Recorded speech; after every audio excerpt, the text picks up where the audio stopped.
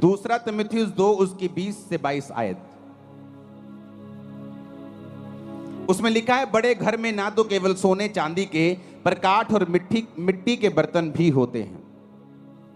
कोई कोई आदर, कोई कोई अनादर के लिए, कोई अपने आप को, यदि कोई अपने आप को इनसे शुद्ध करेगा तो आदर का बर्तन और पवित्र ठहरेगा और स्वामी के काम आएगा और हर एक भले काम के लिए तैयार होगा। जवानी की अभिलाषाओं से भाग और जो शुद्ध मन से प्रभु का नाम लेते हैं उनके साथ धर्म, विश्वास, प्रेम और मेल मिलाप का पीछा कर। परमेश्वर ने कहा, बड़े घर में सिर्फ सोने और चांदी के ही नहीं, काठ और मिट्टी के बर्तन भी होते हैं। अब आपके घर में बहुत से बर्तन हैं। एक आपके घर में गिलास है, आपकी रसोई घर में, जिससे आप पानी पीते हैं। प्लेट पड़ी है जिससे आप खाना खाते हैं। एक बाल्टी ऐसी पड़ी होगी, वाटर कूलर पड़ा होगा जहां आप पानी स्टोर करके रखते हैं, उससे पानी पीते हैं। और एक कहीं नुक्कड़ में रसोई घर में एक कूड़ेदान का बर्तन भी पड़ा होगा, जहां हर तरह का कूड़ा, खराब वस्तु, खराब खाना, बिगड़ा हुआ खाना आप उस कूड़ेदान में डालते हैं।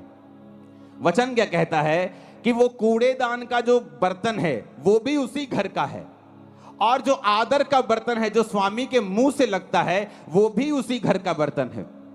तो परमेश्वर ने कहा कि लोग है तो मेरे विश्वासी, है तो मेरे बच्चे, है तो मेरे ही घर के बर्तन, पर कोई तो आदर का बर्तन है और कोई निरादर का बर्तन है। और लिखा, जो कोई अपने आप को इनसे शुद्ध करेगा, किन से? व्यभिचार से, पाप से, शरीर के कामों से, निंदा से, चुगली से, विश्वासघात, माता पिता की आज्ञाओं को ना मानना, ढीठ, घमंडी, लड़ने वाले, गालियां निकालने वाले। परमेश्वर ने कहा, अगर तुम इन चीजों से अपने आप को शुद्ध नहीं करोगे तो तुम अनादर के बर्तन ठहरोगे, और अगर तुम अपने आप को इन चीजों से शुद्ध करोगे तो आदर के बर्तन ठहरोगे। अगर तुम आदर के बर्तन ठहरोगे तो स्वामी के काम आओगे। अगर तुम स्वामी के काम आओगे, उसके मुंह से लगाए जाओगे, तुम्हारी आशीषें अलग होंगी, तुम्हारी आशीषें दूसरों के जैसी नहीं होंगी, क्योंकि तुम आदर के बर्तन हो।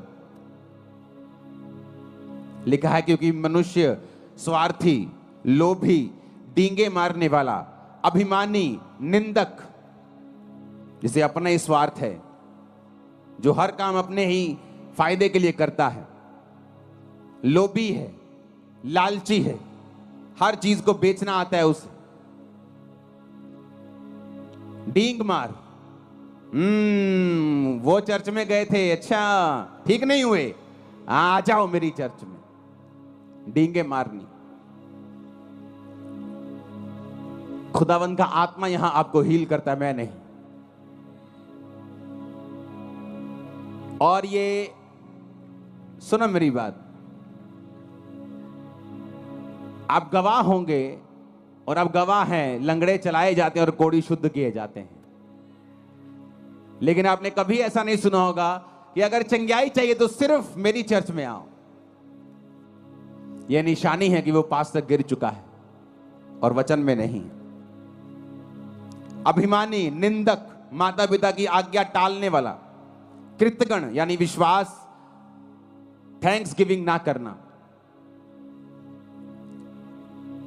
ऐसे दो तरह के लोग होते हैं। प्रभु के सामने कृतज्ञ, लोगों के सामने कृतज्ञ। प्रभु जो मर्जी कर दे उसका थैंक्स नहीं करते, अगली डिमांड, उसके अगली डिमांड, जो प्रभु ने पीछे किया उसका कोई थैंक्स नहीं, अगली डिमांड, उससे अगली, उससे अगली, उनको कृतज्ञ बोलते हैं। और ऐसे लोग भी होते हैं, आप अगर उनके लिए कुछ करेंगे, बोलेगे ले मैं तो इनका वर्कर हूं, ये तो इनका फर्ज बनता था करना।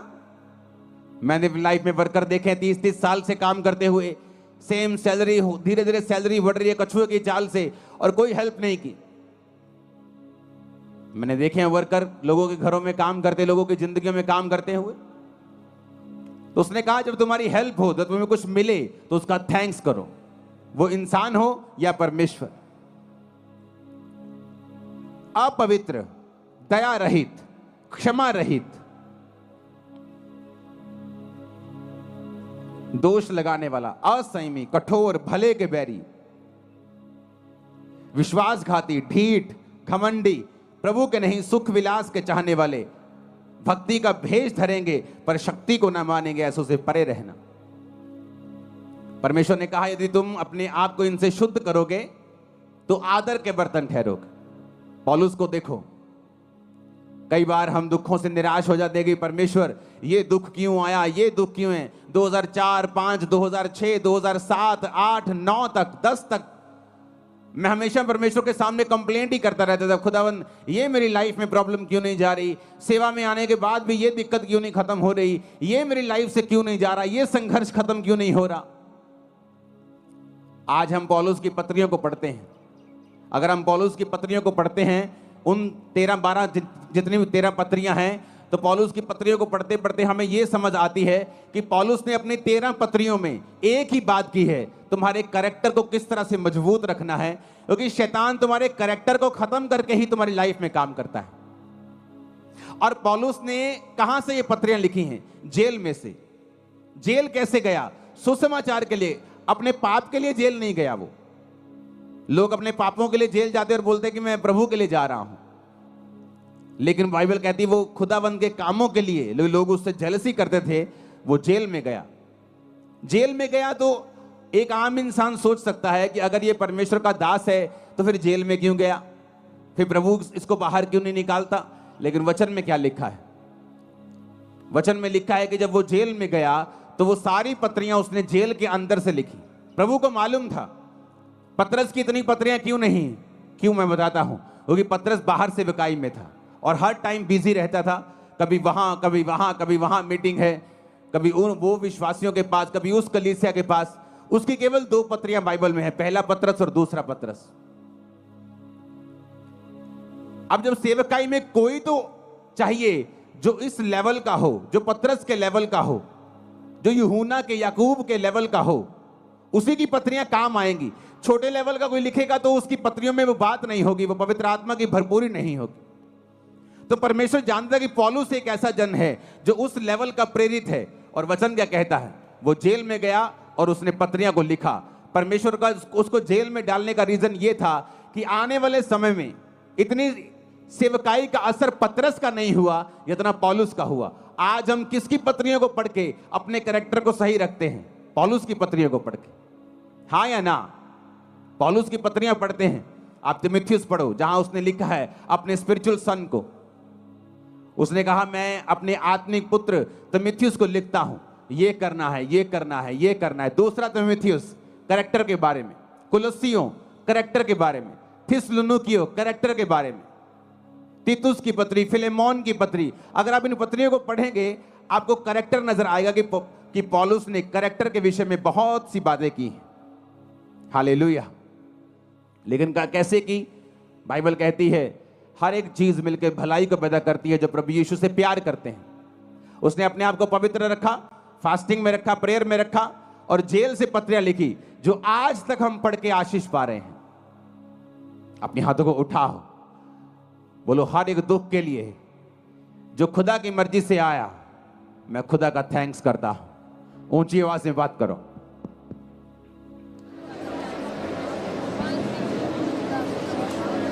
थैंक्स करो ऊंची आवाज में। और पिता मैं विश्वास करता हूं कि आप कुछ बड़ा करेंगे उन्हीं दुखों के बीच से, यीशु के नाम में। अब हम फास्टिंग क्यों करते हैं?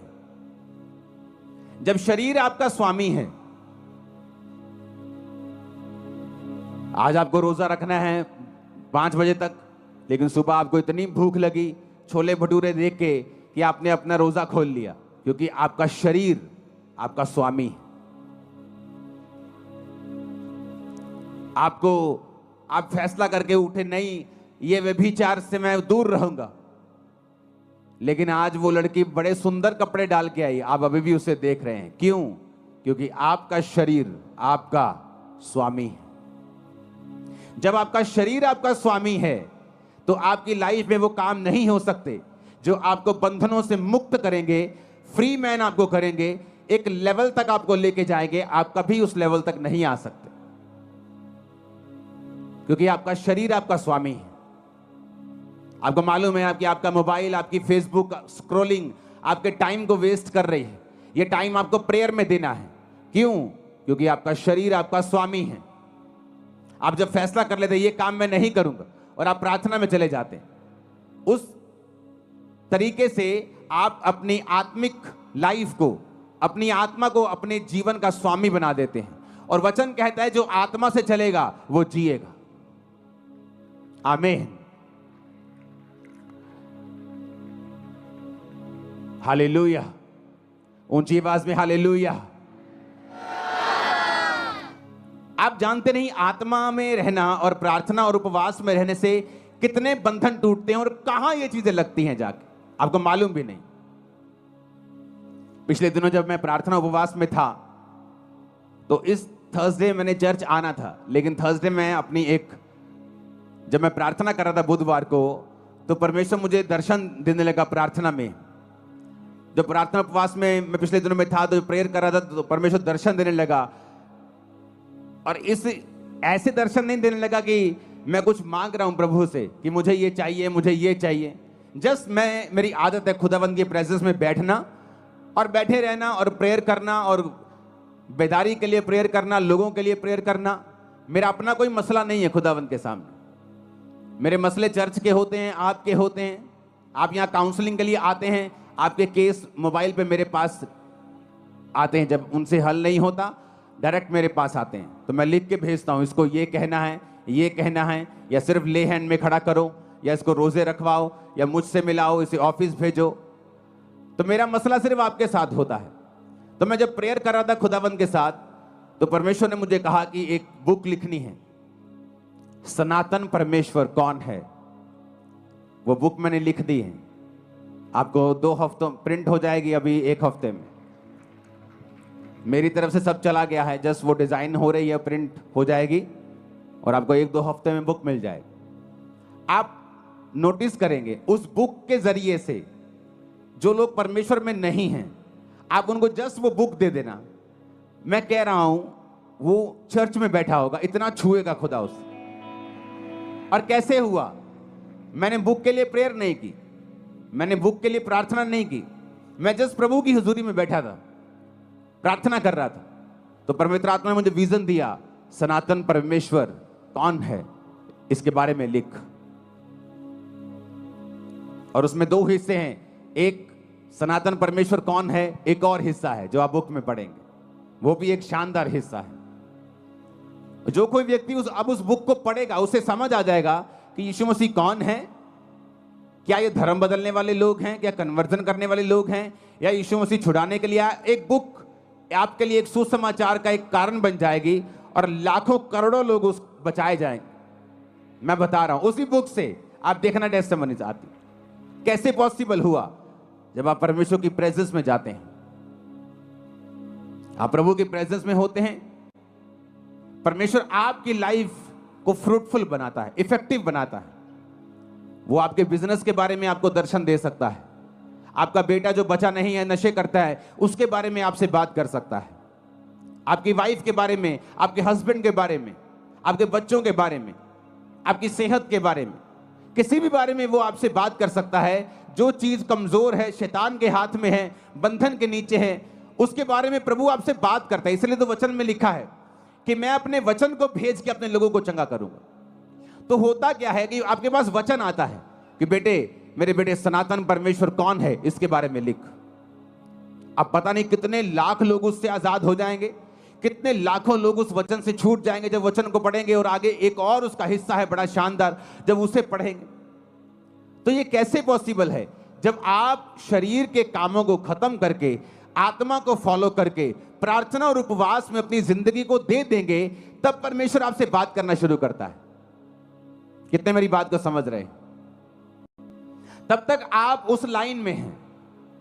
जैसे आप बिजली का बिल भरने, पुराने टाइम में लोग लाइन में लगते थे, पता नहीं आज लगते हैं कि नहीं लगते, ऑनलाइन हो जाता सब कुछ, लेकिन लाइन में लगते। तो आप लाइन में जो लगे हुए हो, छुटकारे की लाइन में, हीलिंग की लाइन में।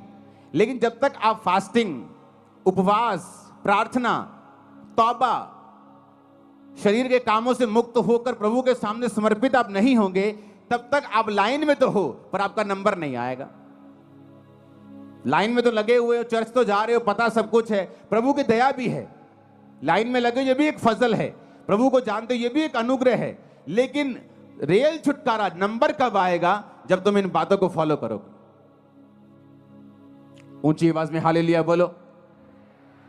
और जब हम उपवास करते हैं क्या होता है? उपवास हमारे शरीर के जो बॉसपन है, उसका जो बॉसी शरीर है, जो मालिक बनता है, वो उसके मालिकियत को खत्म कर देता है।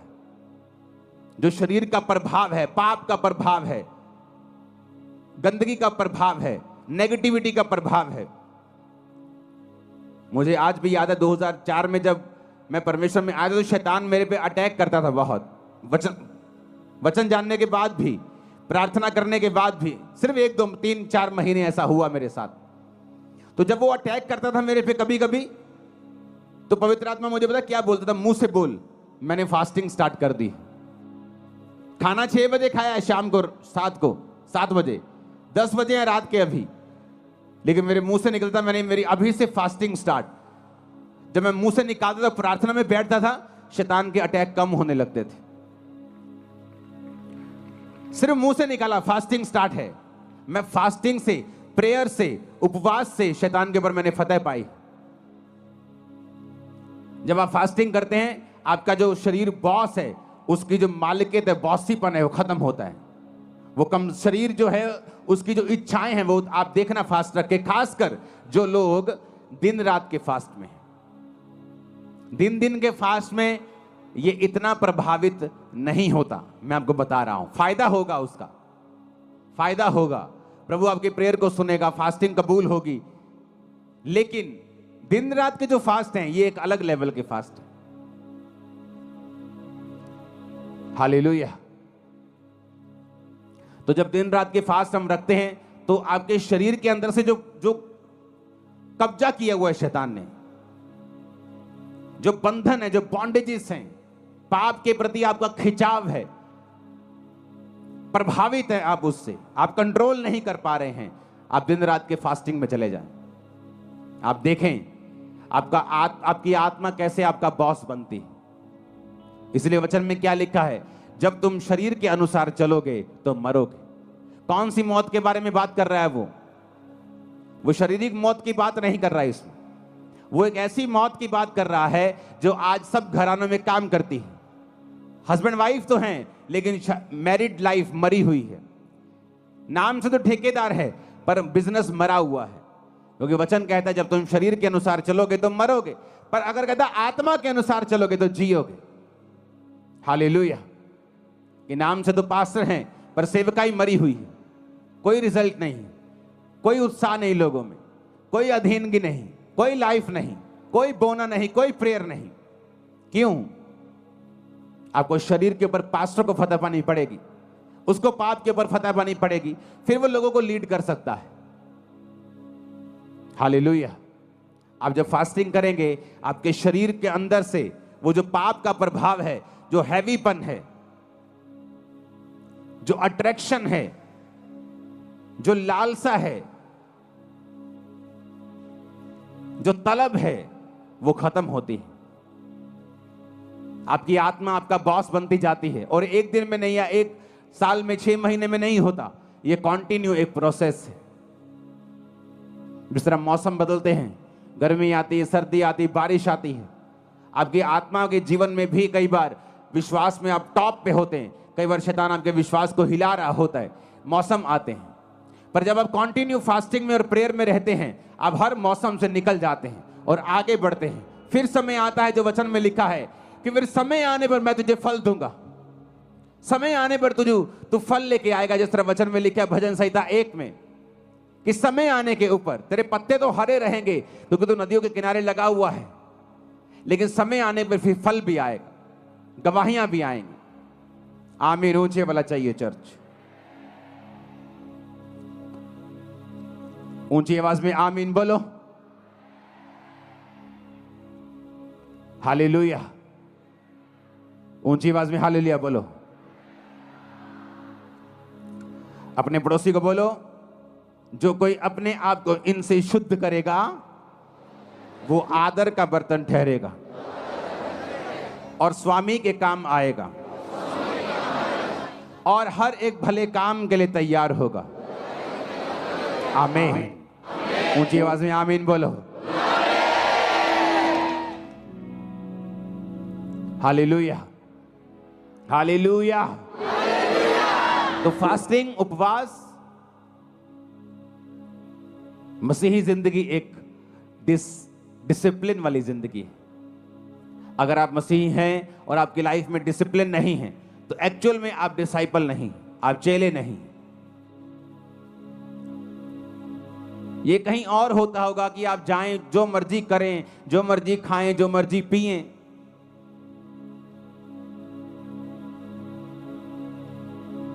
लेकिन मसीह में ऐसा नहीं होता।